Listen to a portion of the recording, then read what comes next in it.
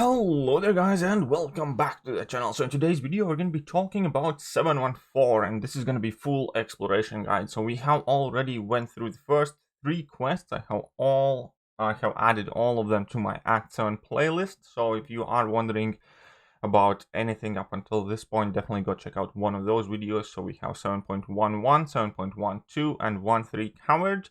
And today we're going to be taking a look at 7.14 in Act 7 or Book 2, Chapter 1, or call it as you will. As every other quest, this quest consists of 6 lines, which we're going to break down lane by lane. I'm going to provide you with some of the better counters for these lines. Obviously, they are not the only counters that I will suggest, and then we're going to break down the bosses. So the first line here is Polka Dot Power, Immunity to Bleed, and then Highly Flammable and Poison Vulnerability. So it's a fairly interesting set of nodes.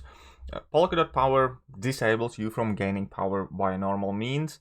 In combat, your power gain effects still work. So for instance, Hyperion is pretty much perfect counter for plenty of these fights because you get your level 1 via your power gain, you drop that level 1, incinerate the opponent, they take a ton more damage, and you just end up blitzing through the lanes.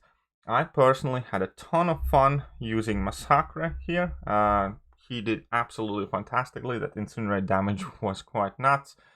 In addition to that, you can always bring in, let's say, Red Guardian and Abomination synergy. Sorry, Abomination with Red Guardian synergy to inflict a ton of poisons.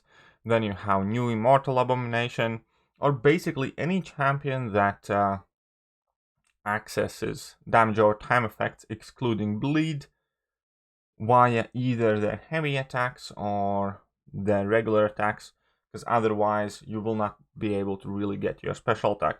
But even then, the fights there, with the exception of Thing, are all quite straightforward and simple. Against Thing, again, Massacre actually just did a phenomenal job. But you can bring in pretty much anything counter, and even if you bring in somebody like She-Hulk, for instance, who slows him down, you're gonna have just fine time as well there. Just counter the Thing's abilities, play the fight with no power. You're not gonna be able to use special attacks with She-Hulk. Not a big loss, and She-Hulk is gonna be also a good counter for the boss fight later on. But yeah, just look for your damage over time champions, and obviously you can still bring in champions like Ghost or whoever, because they'll still perform fantastically. Ghost can still gain power while phasing, and she can still put in a ton of work. Now the next lane is a bit more interesting in a form of Fortification node.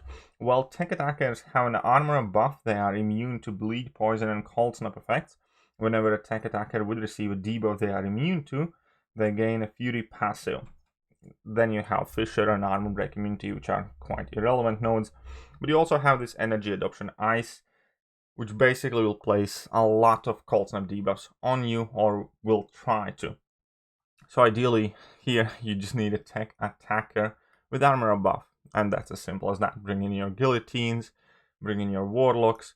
I don't know, have a bit of fun with Red Skull for all I care, but there is an additional option of dealing with this node, and that is bringing in Ghost. Even though Ghost doesn't have an armor buff, you will consistently convert all cold snaps into passive furies and still end up dealing an absolute ton of damage. Not to mention that your opponents here will be Morningstar, which inflicts bleed, thus more passive furies. Then you have Iceman, which you can just beautify for, and then you have Abomination, which will again give you poisons to convert. So Ghost is a phenomenal option here, but you can quite literally use any tech champions. Bring in Hulkbuster, bring in Guillotine, bring in Warlock, whoever has armor buff, and you're gonna have amazing time. Also, an interesting option, if you do have any space left on your team, you can bring in Havoc for some of these fights, because of the Cold Snap node, you will be end up dealing a ton of damage with your plasma detonations. So this lane definitely supports some of the Havoc cheese for some of the fights. And now the next lane, this is the first lane that I actually ended up doing when I was initially completing it. And it's very, very straightforward. Each of these fights give you this Skill Wrath, then Mutant Wrath, Mystic Wrath. Basically, whichever champion will have class advantage in this fight will have 125% attack increase. But there are linked lanes, which is Brute Force and Colorblind. So your main mission here is do not bring in champions from duplicated classes, which you will not want to do anyways. You want to bring in champions from 5 different classes in order to avoid colorblind damage. Brute Force, straightforward node to play around with. And as I said before, so I ended up bringing in Skill, Tech, Mutant, Science, and Cosmic character.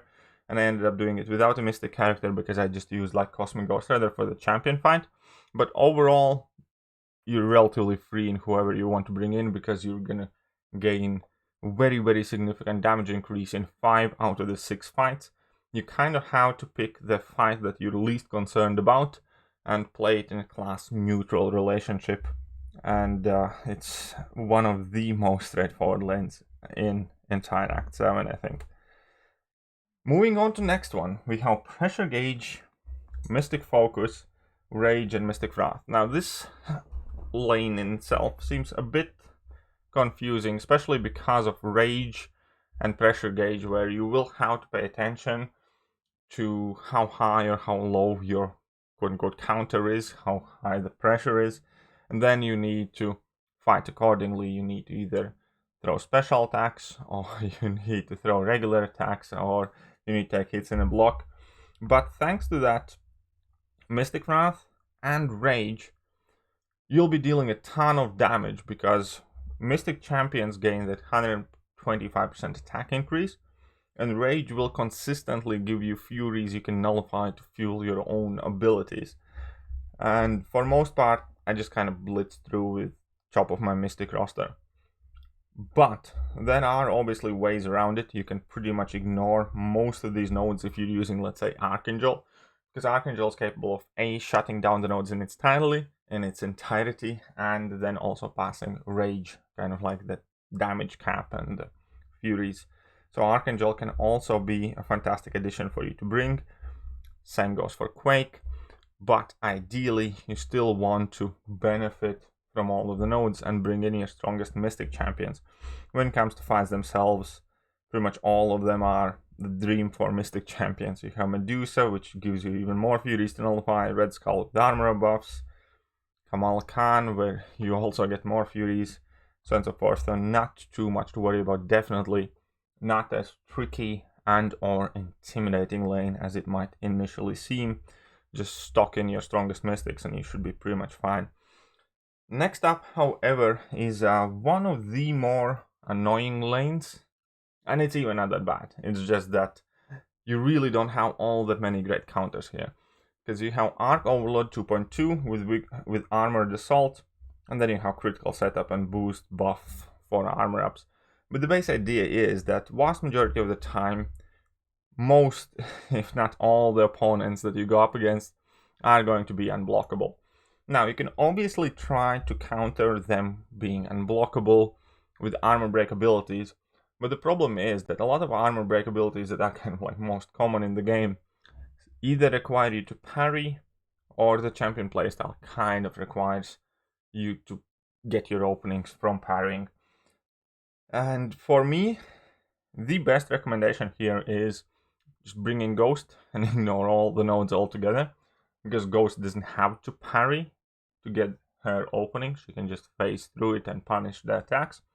Quake still works fantastically for vast majority of the fights, or just play with Intercept, which is the option that I went with for most of the lane. Again, I used a whole bunch of Massacre here, for instance. Just hit opponents blocking, ignited my bat, and burned them alive, but I was just having fun. The deal answer here is probably Ghost pretty much. You can try to bring in a Mystic champion, for instance, in order to nullify the armor buffs. Or, as I said before, you can just try to use champions who don't rely on parries. And yeah, Ghost is by far the best option you can use here. Do not try to use Corvus thinking that you'll be able to parry armor break and then punish them. If they're already unblockable, you're going to get smacked in the face. Same goes with Thor or any other champions that armor break opponents upon the parry. Your best bet is Quake, Ghost, and Mystic champions who can nullify, or just ignore the nodes, bring in your strongest attackers and rely on your intercept skills. Whatever is easier for you. Unfortunately, there isn't some sort of magic cheesy answer scenario here. You will have to fight through this lane. And then we have the last one. The last one is Aspect of War, Cage Rattler, and Stun Vulnerability. The last two actually go together insanely well, because skill attackers will simply stun opponents whenever you hit their block, which is insanely cool, which changes the entire kind of like fighting mechanic and the fight feel. And obviously when opponents are stunned, you're going to be dealing a lot more damage. Now, Aspect of War is an annoying node, however, and every time they throw special attack, they're going to go unstoppable, which means you're going to have to wait till it finishes or try and get an intercept in and risk getting punished. The MVP for this lane, 100% hands down, is Stealth Suit Spider-Man, because with Stealth Suit Spider-Man, you can select your pre-fight ability Web Foam, inflict slow, and that's it. If they don't have their unstoppable going for them, every time you hit their block, they get stunned, you deal a ton of damage, you have high crit rate. Stealth Suit Spider-Man can shoot through this lane insanely well. Other than that, obviously, pretty much any other skill attacker will be very, very great for this lane.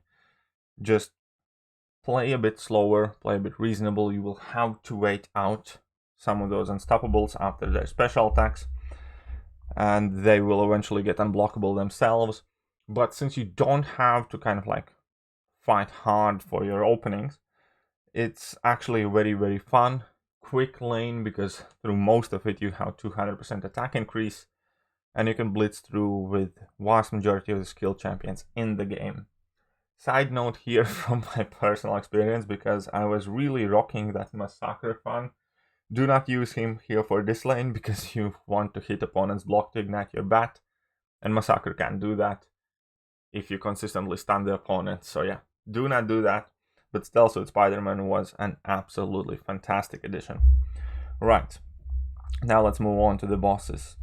And the first boss here is Juggernaut with Caustic Temper. And it sounds awful, right? Sounds Return of Mr. Sinister almost. But it's actually not. Even though this line does have Caustic Temper, which is a very specific node that I personally hate a lot, you are given this Rising Sun node, which gives you a Fury buff whenever you strike the opponent. And if you go past 10 Fury buffs, you get a degeneration. But if you land a heavy attack, all your Furies are purified, so you can play around it that way. Yes, there are some other nodes like Juke and Unblockable, but the main point in this fight definitely is the Rising Sun and the Caustic Temper. But the point of having Rising Sun node on this Juggernaut is very simple, and that is that you do only need the poison immunity for the Caustic Temper, because the Fury buff is here provided for you. So many champions who would not be able to counter Caustic Temper are perfectly capable of dealing with fight right now. So for instance, a perfect counter here in my mind, and a champion that did absolutely amazing against this Juggernaut was She-Hulk, because she's poison immune, she has access to slow debuff, so I made sure that Juggernaut doesn't go unstoppable, and yeah, it was very, very simple, straightforward fight. You can bring in literally anyone that is poison immune, and you will do just about fine. You can bring in any of the robot champions or whoever else you want. Hyperion, for instance, who is also a good option for this left lane, will do the work perfectly fine. And obviously, if the champions already naturally counter Caustic Temper, they will also be perfect for these lanes.